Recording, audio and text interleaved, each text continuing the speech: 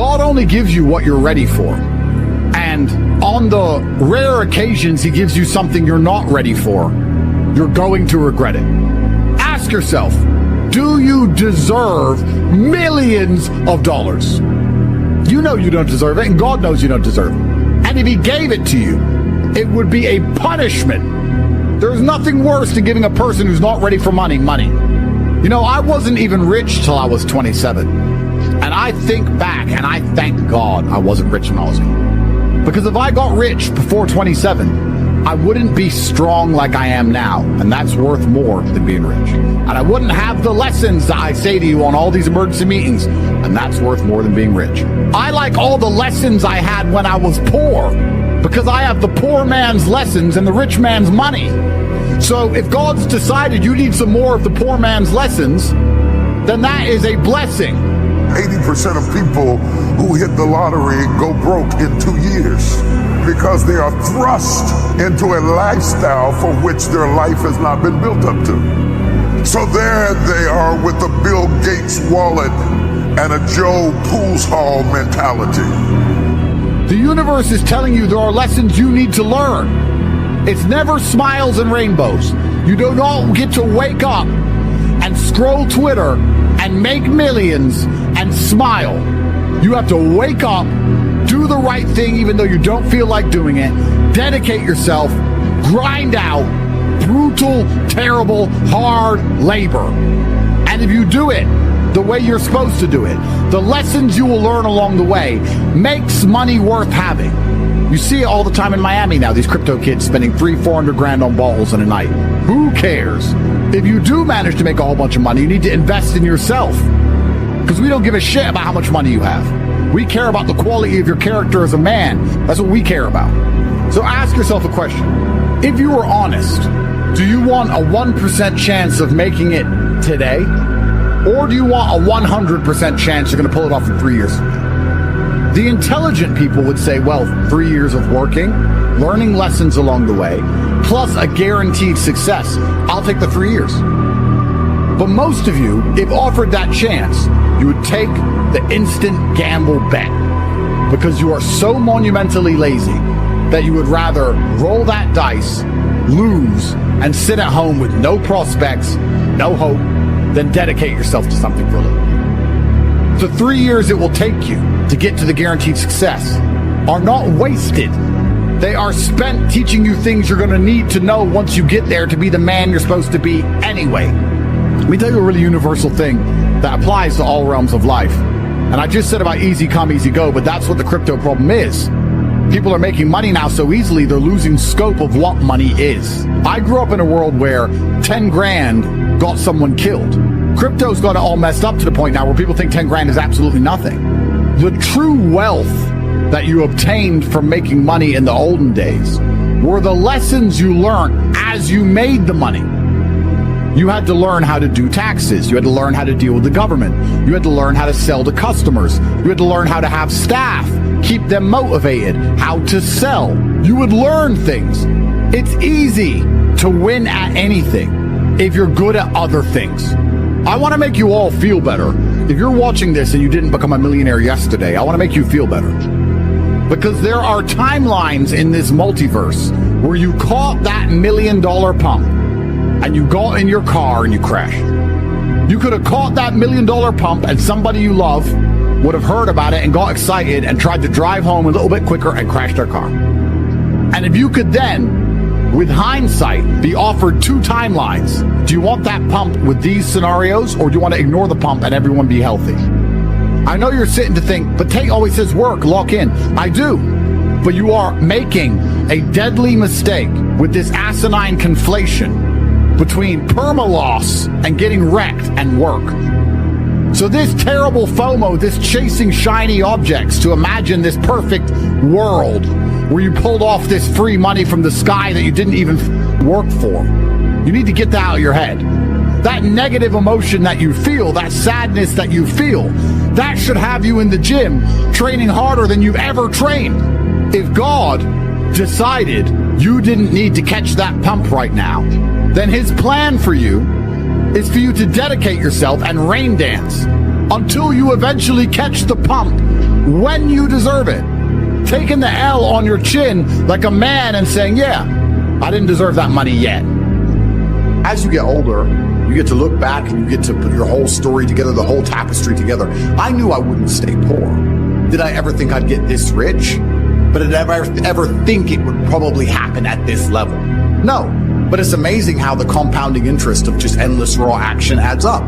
But I really believe God's given me one of the best lives, and I can't complain about anything bad that's happened. It's all been fantastic. I'm truly thankful for all of it. Thank you, God, for that difficult time. I think if a couple bad things happen to you, you should be intelligent enough to realize that eventually you're going to get over it and you're going to learn an important lesson. It's going to change you in the correct direction. And Allah's the best of planners, and He knows what you need to learn. I think that as humans, especially as men, we only learn the hard way anyway. There's no easy way to learn a lesson. You have to learn the hard way. So God gives us lessons via difficulty. He thinks you need to learn this about yourself or this about other people. So I'm going to give you a difficult time so you can learn your lesson. Because if I told you, if I just said, hey, Andrew, this is how the world works, you go, yeah. But when I show you, when you feel it, my fight coach used to say, you have to feel it to believe it. He was teaching low kicks. He'd kick your leg off. Because you don't believe in the power of a low kick. You don't believe a low kick can be so devastating unless you felt it. You have to feel it to believe it. So God will give you a difficult time so you learn your lessons. And the lessons are very important for you to be the person who you need to be in this life. He's the best of planners. And I'm thankful for all the lessons He's given me. He's bestowed knowledge upon me. How could I not be grateful to God for making me so intelligent and wise and the ability to look into things so deeply and come up to the right decision and basically predict the future perfectly? How did I know how the world works? You have to have difficulty happening to you all the time. So when you sit and say, I want an easy life, what you're saying is you're a dummy and you want to be a dummy. You want to stay a dummy. I want an easy life. And I don't want anything bad to happen to me because even though it will teach me lessons, I'm too big of I can't handle the emotional pain. I can't handle the stress. So you want to stay a dumbass. I don't want to be a dummy. I want to be smart. If I want to be smart, then hurt me. All of the wisdom I have, all of this knowledge I speak, all of these things I say have been learned through basically difficulty of life, through professional fighting and being poor and all bad things happening to me and struggle. All of my lessons have been bad things, bad events, bad scenarios, bad situations, pain, suffering, anger, resentment. All of these horrible emotions are how I've learned everything. So I thank God for giving them to me. And anyone who wants an easy life wants to stay a dummy. What do you learn if you just get money, you buy a crypto coin, it blows up, you get some money, you sleep with some girls, you go to some restaurants? What do you learn about anything? When bad things happen to me, I just kind of enjoy it. Perhaps my whole life is not about trying to find comfort, it's trying to find challenges, and it's trying to find stories. Once you understand all of the bad things and good things that come into your life are a perfect plan from God Himself, you're going to be a lot less affected by the bad things. If something bad happens to you, it's part of God's plan. He knows what He's doing. In the end, you're going to be happy it happened. I often ask people, is there anything bad that's happened to you in the past at the time you were distraught about that you now wish didn't even happen? And truthfully, you're like, no, I'm kind of glad it all happened because of. So if you understand you're always going to get there eventually, why be upset about it now, right? If you know in a year from now you'll be glad it happened, why be upset about it happening now? You have to be cerebral enough about things. I think that a lot of people don't understand that it's all of the challenges and struggles that's going to make them, it's either going to make or break them. I was sent a study about stress from somebody. It's probably the best study I ever read. And it's talked about the placebo effect of stress. And it said that they took some of the most stressed people in the world, CEOs, etc. And the ones who believed that stress was really bad for them were dying earlier because of the cortisol inside of their blood. And they said stress would be bad for them, they were having heart attacks. But the ones who believed that stress was good for them and it made them perform, I perform under pressure, stress is good for me, they were living longer. So the same drug inside of their blood, how they framed it inside of their mind had different effects on their body.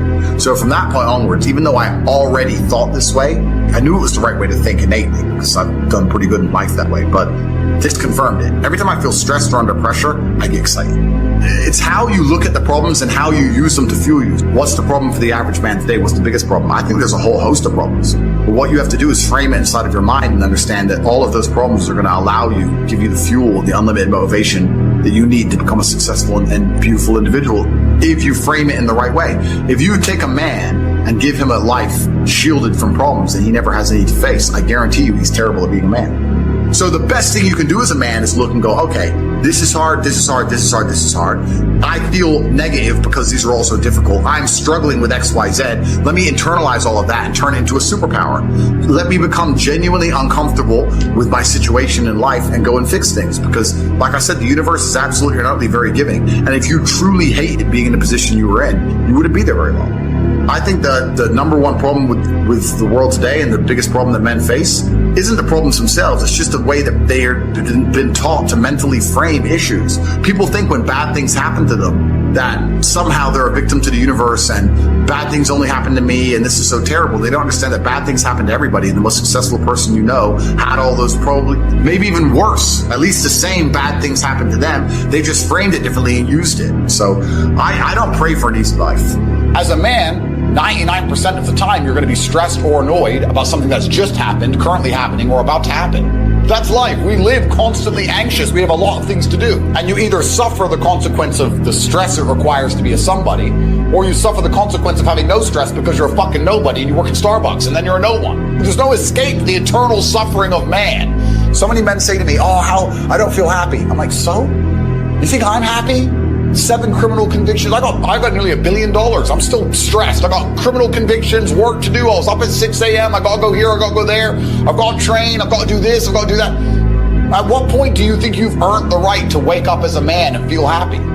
Losers have this problem with temporary motivation. A loser will come and say, I really want to change my life. I can't live like this anymore. And they'll mean what they say for about 2 days. And then they're happy to go back to being a loser again. You know, they really want it Monday to Friday, but on the weekend, they're happy to go back to how they were. And that's why they never escape. They never get the terminal velocity required to break free from the atmosphere of mediocrity.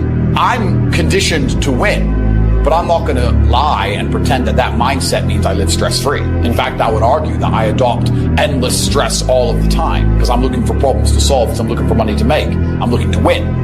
There's nothing more beautiful than absolute accountability as a man. Absolute accountability for all things, both the good and the bad, to blame absolutely everything on themselves. I promise you, if you stop making excuses, you stop waiting and praying for some kind of better future, and you wake up every day and say, all of the good in my life is my fault, and all of the bad in my life is my fault, and I'm the only one who can fix this. It's never going to get better by itself. It's never going to be easy. I have to win by force. I must force myself and my mind to brutally perform. There is a degree of comfort that comes when you understand that the power is within your own hands. You do not have time to waste. If you make money now inside the real world and invest correctly, any one of you can be retired from ever working a matrix job in 3 years from now, guaranteed. You must escape the work, consume, die cycle. You must escape the matrix we are trying to show you. When times get tough, meritocracies appear. Let me give you an example. Let's imagine we're running a company, and this company has a whole bunch of easy sales. Let's say we're selling cars and everybody wants one of our cars, right? So a bunch of people are walking into the car dealership and we have 5 salesmen. 1 is really good, 4 are average. Well, everyone wants the car, so lots of leads are coming in, and all the salesmen have enough leads and all the salesmen are making money. Then let's imagine something bad happens to the car brand. There's a big crash, or the cars keep setting on fire, or something happens that damages the brand. Now less people are coming in, less leads are coming in the door, but also the company needs money worse than ever. So now what happens is when a lead walks in the door, the sales manager takes all the leads and gives them to the best guy, because he can't risk you average guys from ruining leads, losing a sale. No, everything goes to the best guy. When times get tough, when the world gets hard, like it's about to get, crypto's over, the easy money is over, finding money on the floor is over, all the dumb shit is over. The realm of the amateur has been completed and finished. We are now entering the world of professionals. When times get hard, it becomes an absolute meritocracy, and the very best of the best get more opportunity. That best salesman will sell more cars than before, whereas the average and the crap people suffer. So you must understand that we're now living in a world where you must become the best of the best. And if you do, it becomes easier than ever before. If you listen to our information, listen to our knowledge, life will be easier for you than it's ever been. But if you stay average, if you stay a loser, it's going to get harder than it's ever been. It's splitting into having Bentleys, living on pennies, having not yachts and having knots. That's how it's going to be. It's a meritocracy is going to appear because that is the natural human state in times of struggle. And I promise you, struggle is coming. Please understand this. You must become the best version of yourself and become exceptional in all fields.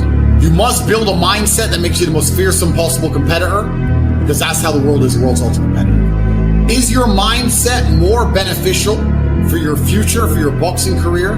So you're a 17-year-old, right? Let's base this on the things we've already said. So first things, everything that happens in your life is your fault. You breaking your ankle was your own fault. Have you sat and truly analyzed that and accepted that? I don't know if you slipped. I don't know if you made a mistake. I don't know if you wore the wrong shoes when it was raining and icy. I don't know if you were busy texting on your phone and you ran into something and fell over. Whatever it was your fault, because you could walk in a way where you don't break your ankle, and in this particular circumstance, you did not do that, so you must accept responsibility. Firstly, it's your fault. Secondly, you must build a mindset that makes you the most fearsome possible competitor. Is your mindset better for you as a whole when it comes to your recovery, your ability to walk, your ability to box again? If you believe what the doctors say, or if you refuse to believe, if you say, no, I will just be very conscious when I move my leg and move my ankle, regardless of how it's injured, I'll make sure I step very precisely, very carefully. I will not make mistakes. I am a professional. I will be able to use my own leg to its full potential, and I will continue to box.